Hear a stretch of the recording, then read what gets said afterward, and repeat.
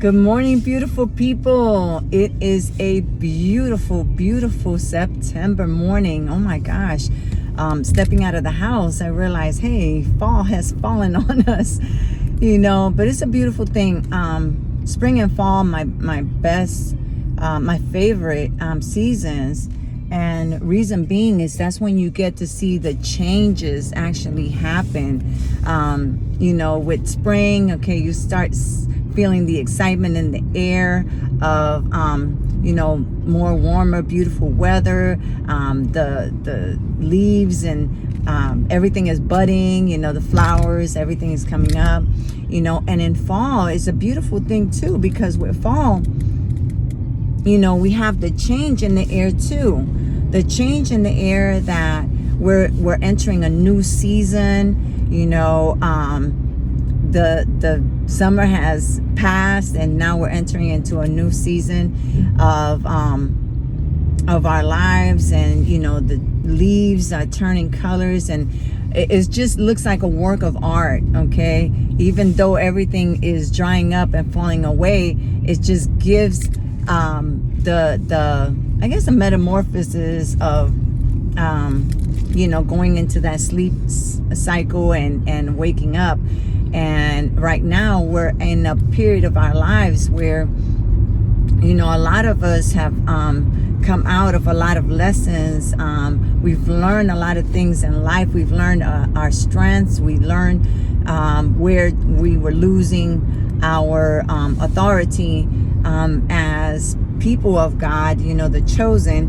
And I use that term loosely because I don't want to seem like there's a separation of people or anything like that. Anytime that there's devices on separation, of course, that's not of God. He came that we all may receive the gift of life, okay? But when I say chosen, is particular people that God has set apart for specific roles. Again, if you look at my videos in the past, are you SEAL team ready? Not everybody that enters the SEAL team makes it all the way through for different reasons,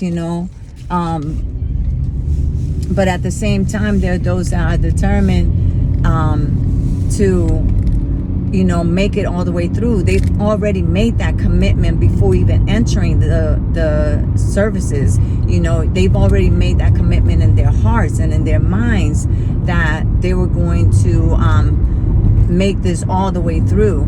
And that brings me to this point of discipline. A lot of people, again, the word tells us that many are called but few are chosen. And there's got to be a determination in your heart, in your mind, that you're gonna make it through. In other words, the period of testing or boot camp, okay, the boot camp is supposed to weed out, okay, filter out those that are not mentally, emotionally, physically prepared to to continue forward in the path that they signed up for. Okay, so this comes. You have to have a determination already in your mind and in your heart and in your soul that if you join this, if you're part of this, that you'll do it all the way. So this is where you separate mice from men, okay, so to speak. How strong is your commitment? How strong is your commitment to what it is that you want out of life? Some people's commitment from life is to manipulate, to undermine other people, to con other people. And they're fully committed to that. Fully committed to where they're really, really good at bad things, okay? And it's so interesting because, when I was raising my kids, when they were young, I would, chasten them when they would lie or, do something that was unsavory, you know, and in my heart, I was doing it, you know, because I wanted to help them to make better choices, you know. And the way you make, there's two things. There's discipline and then there's punishment. Okay, discipline is supposed to be to correct a wrong, okay, a wrong mindset, a wrong habit, things like that. Punishment is after you know what's right and wrong and you did what you did the crime, you got to do the time. Okay, so a lot of times when we're correcting our children, we fail to provide them with discipline, and what we try to do is punish them. Okay, and punishment does not correct a wrong. To me, punishment is if you knowingly did something wrong, okay, being warned of what the right thing to do was, and you decided to do wrong anyway. Let's say, you know, that's why I don't understand the whole prison system as a correction facility. Nothing gets corrected, okay? People get sentenced for a punishment, okay? Nothing is corrected in that. The correction is supposed to come from home, okay? That's when the correction, that's when you have time to correct a wrong, okay? When you're in prison, you're actually being condemned into a punishment, which means you already knew right from wrong, and that's where the whole court system comes in. It's supposed to be the justice system, but we all know that true justice comes from God and God alone, okay? But anyhow, correcting my children when they did something that was, you know, characteristically something that was going to harm them later on if this thing wasn't corrected. So I would tell them like this. I remember when my daughters was 11 years old, and I looked at her and I said to her, you know what? I said, every time that you do something wrong, okay, it's going to be found out. Every single time that you do something wrong, it's going to be found out. And you know why it's going to be found out? I told her, I said, because God doesn't want you to be good at bad things. Okay? And I tell her, whatever we practice this long enough, okay? We all know that practice makes perfect, right? So I would tell her that. I said, when you're practicing doing things that are wrong, okay, all you're doing is getting better at it. Every time you do it and get away with it, you get better at it, okay? So because God doesn't want you to be good at bad things, you're going to be found out every time you do something wrong, okay? And I told her this when she was 11 years old. Not to instill fear in her, but to instill knowledge in her brain, okay? That no, whatever you practice, whether it's right or wrong, you're gonna get good at it, okay? That's why criminals are so good at what they do, because they practice it, okay? That's why, you know, a pianist can be great at what he does because he practiced, okay? So anything we practice, we become good at it. So if you practice, you know, things that are, you know, manipulative and harmful and ugly, conniving, gossiping, destroying people's character, you're going to get good at that thing that you practice, okay? So sometimes, you know, we get sent aside, okay? And God exposes these things to all people, okay? God exposes your things to other people so as to give you an opportunity for redemption, to ask for forgiveness and correct the wrongs, okay, before a punishment is set on your head, okay? You're given ample opportunity to correct your wrongs, you know, before, you know, judgment comes, before the punishment, before the sentencing comes. God is a just God, man. Okay, anytime. I mean, all He desires is a broken, contrite heart. He will never despise. Okay, because when you come to a point of brokenness, when you come to a point of, you know what I've been doing is not working. It's not working for me. It's not working in my life. You know, these manipulative tactics, you know, the pity parties and having people feel sorry for you in order for you to get your way. We've all been there and done that. Okay. I had to face things in my life, how I would use, you know, my emotions to manipulate situations and things like that. And God corrected me on that. It's many years ago.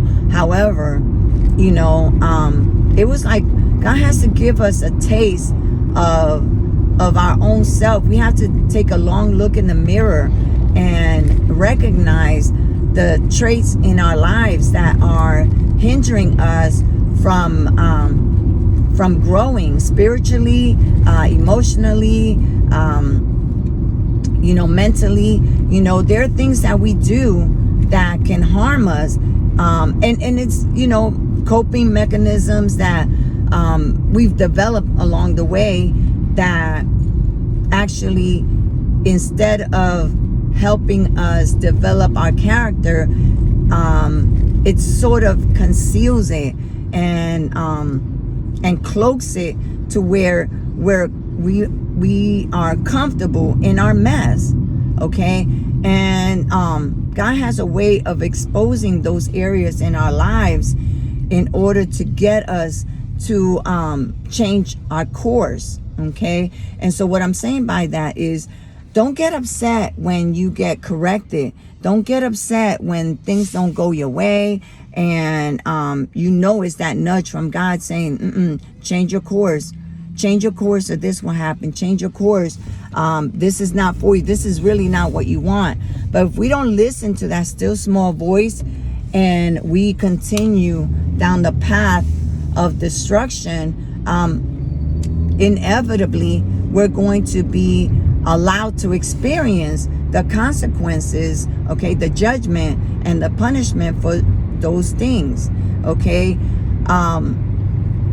I've had family members who been to jail for, you know, crimes they've committed and things that they've done. You know, the beautiful thing about that is, when I had a conversation with my cousin, and knowing him, I mean, he's a beautiful human being, you know, but we're all susceptible to things that, you know, because of fear. That's why it's great to get rid of that fear. Get rid of fear of any kind. Okay, for God did not give us a spirit of fear, power, love, and a sound mind. Anyhow, he did some things he's, you know, not very proud of, but again, he took accountability for the things that he did, and it changed his life. It changed his life so much because he took responsibility. It changed his life so much to the point where while he was in prison, you know, he pondered only on, this is not my life. This is not how my life is supposed to be. This is not how my life is supposed to go. But instead of the woe is me, he started making a plan of how he was going to change his life and make it better. Okay, and how he was going to live his life from this moment forward. Now, while in prison, serving a sentence, okay, a judgment, a punishment for something that he did that was against the law, okay, instead of wallowing in, man, I don't want to be here, and this is terrible, and I hate this place. Okay, I'm sure there were times he did say that, but he concentrated on, from this point forward, my life is going to be very different. And everything that he pictured in his mind that he would do, down to the house that he was going to live in, and the wife and kids. Back then, you didn't even have no wife and no kids. But, you know, having a conversation with him, you know, years later, guess what? His life completely changed. Like, to the point where if he tells his story to people that know him now, have no idea that he'd ever been in prison, that he served time, that he did a crime. I mean, they have no idea. Not because he manipulated them into that. It's because the person that he is today is so completely different than the person that he was at the time he committed a crime, that he's almost unrecognizable. He's almost unrecognizable to people that know him now. You get what I'm saying? And people that know him in the past will try to come up and, oh, I knew him when, you know. But it's interesting because the person that he is today, even the people that may come back later on, oh, I knew him when he was, you know, the people that know him now is like, that's by far a completely different person, you know. But he does talk about his story. If it does come up, he'll talk about his story. And to me, that's the testimony. A testimony, you can't have a testimony without a test. Okay? So what I'm saying is, you know, it's all in your mindset. Okay? If you take accountability for the crime instead of putting blame, you know, you will grow. Okay? You will gain strength, you know, from everything that you've gone through, you know, and it won't faze you what people from your past would say about you. You know, to me, I'm more concerned about how I look in the, and I don't mean about physical appearance. I'm talking about my heart in God's eyes. And I really don't, you know, to be honest, I don't concern myself with how people view me or what is so and so gonna say about me. You know, I had to leave that alone a long time ago, because I realized that, you know, everybody has a past. Everybody has done things in their lives that they're not proud of. You know, everybody has done things that they're still hiding. Okay, everyone has a story that if other people knew their story, they'll be shocked. Okay, but at the same time, don't allow those things to define you. Don't allow, you know, your past. Don't allow for people to judge you for something that you did in the past, even if it was yesterday. Okay, so the way that you can say that is by repenting. Okay, repenting means changing a course. You know, I really hate how religion has made things, you know, so difficult. To be honest, sin is missing the mark.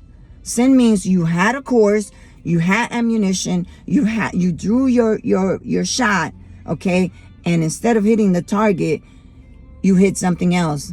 Okay, that's what sin is. It's missing the mark. You had a goal, you had a target. Okay, you were supposed to aim right for the target, but you missed the course.